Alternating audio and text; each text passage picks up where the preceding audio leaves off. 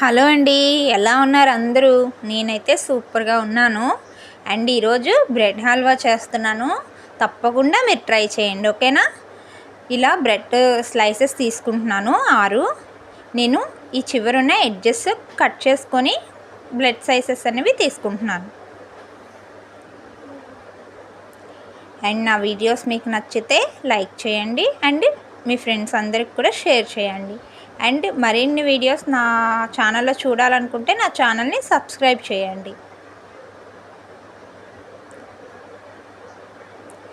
పిల్లల నుంచి పెద్దవాళ్ళ దాకా అందరికీ స్వీట్స్ అంటే చాలా ఇష్టం కదండి. అలాంటి వాళ్ళందరూ కూడా బాగా ఇష్టంగా తింటారు కదా బ్రెడ్ హల్వా అంటే.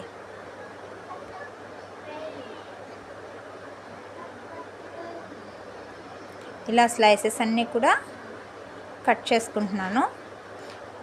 ఇలా కట్ చేసుకొని ఇప్పుడు వీటిని మధ్యకి కట్ చేస్తున్నాను.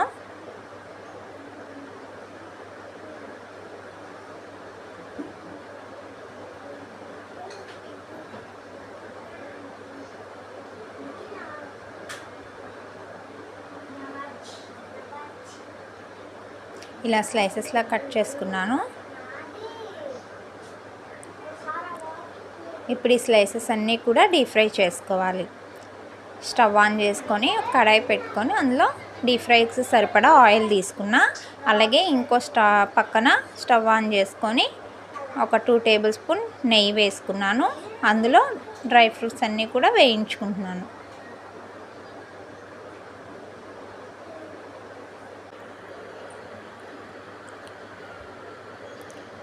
ఇవి మాడిపోకుండా లో ఫ్లేమ్లో వేయించుకుంటున్నాను. అండ్ నెక్స్ట్ కిస్మిస్ అండ్ పుచ్చపప్పు అంటారు కదండి, అది కూడా వేసుకుంటున్నాను. అదేంటంటే మనకి బ్రెడ్ హల్వా తింటున్నప్పుడు అది తింటూ ఉంటే దాని టేస్ట్ కూడా బాగుంటుంది. ఇలా లో ఫ్లేమ్లో కొంచెం ఫ్రై చేసుకొని పక్కకు తీసుకున్నాను. ఇప్పుడు ఇందులో 1 కప్పు వాటర్ వేసుకుంటున్నాను.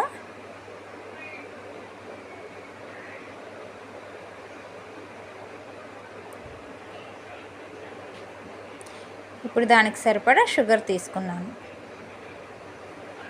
అదే కప్పుతో మళ్ళీ షుగర్ తీసుకున్నానండి. అండ్ ఇది గులాబ్ జామ్ పెట్టుకుంటాం కదా, అలా ఆ పాకం వస్తే సరిపోతుంది మనకి.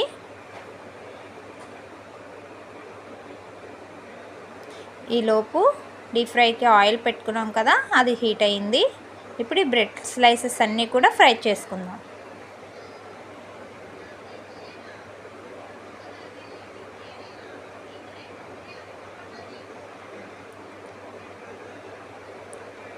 ఇలా స్లైసెస్ అన్నీ కూడా ఒక్కొక్కటిగా వేసుకుంటూ మరీ మాడిపోకుండా, ఆయిల్ కూడా ఎక్కువ హీట్ ఉండకూడదు, అలాగే లో ఫ్లేమ్లో కూడా ఉండకూడదండి, మీడియంలో ఉండాలి. అప్పుడు మనకి బ్రెడ్ స్లైస్ అనేది క్రిస్పీగా ఫ్రై అవుతుంది. కొంచెం రోస్టెడ్గానే చేయండి. బ్రెడ్ కలర్ బట్టే మనకి బ్రెడ్ హల్వా అది టేస్ట్ కూడా అలాగే ఉంటుంది, అంతే కలర్ఫుల్గా కనిపిస్తుంది మనకు కూడా. ఇప్పుడు ఈ పాకంలో 2 యాలకులు వేస్తున్నాను. పాకం అయితే ఇంకొంచెం దగ్గరికి పడాలి. ఈలోపు ఇవి ఫ్రై చేసుకుంటున్నాను. చూసారా, ఇలా బ్రౌనిష్ కలర్లో వచ్చాయి కదా, ఇలా ఈ కలర్లో వచ్చే వరకు కూడా మీరు వీటిని ఫ్రై చేసుకోవాలి.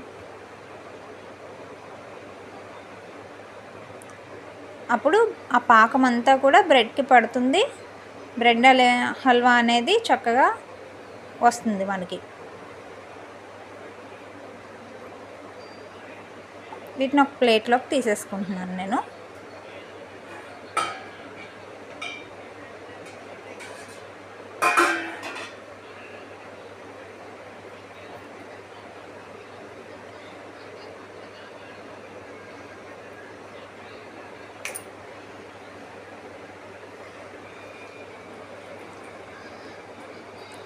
చూసారా, ఇప్పుడు పాకం మరిగింది కదా.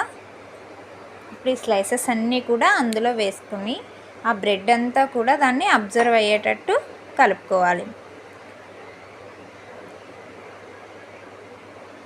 పాకం కరెక్ట్గా ఉంటేనే బ్రెడ్ స్లైసెస్కి పడుతుందండి. తక్కువైనా ఎక్కువైనా కూడా బాగోదు. అది వాటర్ క్వాంటిటీ అనేది మనం కరెక్ట్గా వేసుకుంటే ఆ పాకం అనేది కూడా మనకి మొత్తం బ్రెడ్స్ అన్నీ అబ్జర్వ్ అవుతాయి. అండ్ ఇలా అబ్జర్వ్ అయ్యాక మీరు ఆ గరిటెతో కొంచెం మెదుపుతూ ఉండాలి, ప్రెస్ చేసుకుంటూ ఉండాలి బ్రెడ్ని. అప్పుడు మనకి కొంచెం పేస్ట్లా అవుతుంది. బ్రెడ్ స్లైసెస్ అన్నీ కూడా మెత్తగా అయ్యి మనకి ఇలా హల్వాలా తయారవుతుంది అన్నమాట.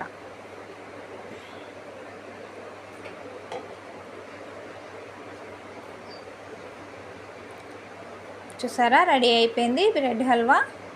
ఇందులో ఇప్పుడు డ్రై ఫ్రూట్స్ వేసుకొని కలుపుకోవాలి.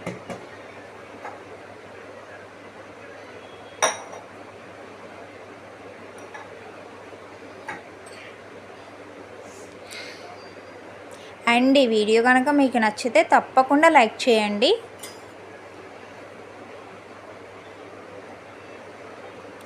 చూసారా, నేను గట్టెతో ఎలా అయితే ప్రెస్ చేస్తున్నానో మీరు ఆ విధంగా ప్రెస్ చేయండి. అప్పుడు బ్రెడ్ అంతా కూడా పీసెస్ పీసెస్ కింద ఉండకుండా చక్కగా కలుస్తుంది.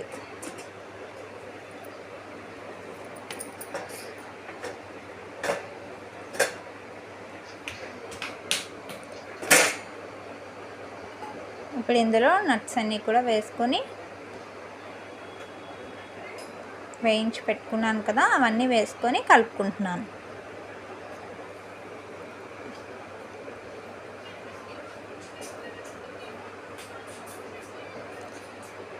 అండ్ మీరు వేసుకోవాలనుకుంటే ఇందులో మిల్క్ కూడా యాడ్ చేసుకోవచ్చు. కొంచెం ఒక టీ గ్లాస్ మిల్క్ కూడా యాడ్ చేసుకోవచ్చు.